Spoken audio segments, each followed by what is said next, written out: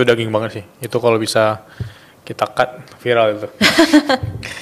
Oke, aku mau ke pertanyaan kedua dari TNHRR_. Kak Samara, kasih tips dong gimana caranya biar dapat jodoh yang sesuai. Asik. Oke, didoain dulu ya. Iya. Semoga kakaknya mendapatkan jodoh yang sesuai. TNHRR_. Nah, kalau dari human design, again semuanya itu energi. Pernah dengar law of attraction kan?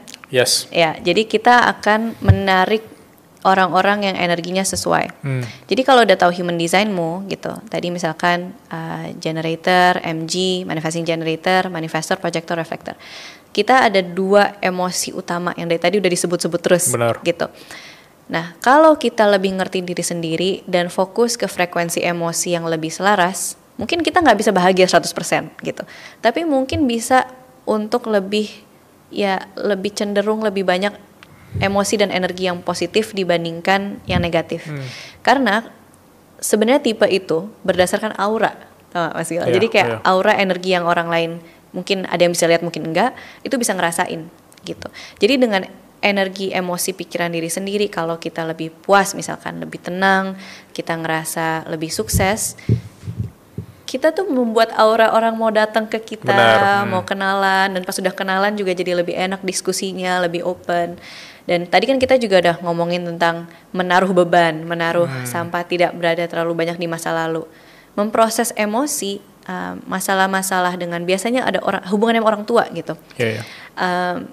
Itu akan sangat biasanya berpengaruh sama relasi kita gitu. Nah, jadi kalau kita udah mau proses, oke, dulu ada luka batin sama ibu, ada luka batin sama bapak, itu biasanya ada hubungannya ke romance, bagaimana kita melihat cinta. Atau kalau nggak ibu bapak, primary caregiver. Ini yang teorinya namanya attachment theory, pernah dengar nggak? Nggak tahu. Jadi attachment theory itu, aku bukan psikolog ya, jadi aku ngasih tahu dari awal, disclaimer. Kalau attachment theory ini adalah ada orang yang tipenya berhubungan sama bagaimana dia dibesarkan. Jadi kalau orang tuanya atau primary caregivernya selalu memberikan rasa sayang dengan konsisten, dia akan merasa secure dalam hubungannya, romansa. Kalau misalkan orang tuanya suka nggak ada gitu, kadang ada kadang nggak ada, namanya dia jadi anxious style. Jadi dia sama orang tua, sama pasangannya mungkin tipe yang jealous, ini kayak aku gitu. Nah terus kalau misalkan benar-benar nggak ada, kayak mungkin ditinggal meninggal atau merasa tidak ada kedekatan emosi dengan primary caregiver, jadinya avoidant. Jadi pas berelasi tuh kayak takut disakiti gitu. Jadi mendingan jauh-jauh dulu, berjarak.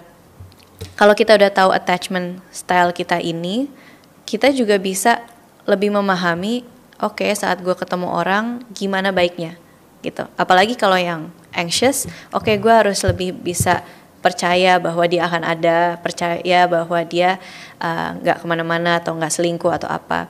Kalau misalkan yang avoidant, oke, gue harus lebih punya usaha untuk berkomunikasi, menunjukkan love language, rasa sayang atau apa. Nah jadi itu bertahap ya, kayak hal yang menurutku bisa menarik juga, dan kayak ada quiznya deh. Kalau dicoba di Google kayak attachment style quiz gitu.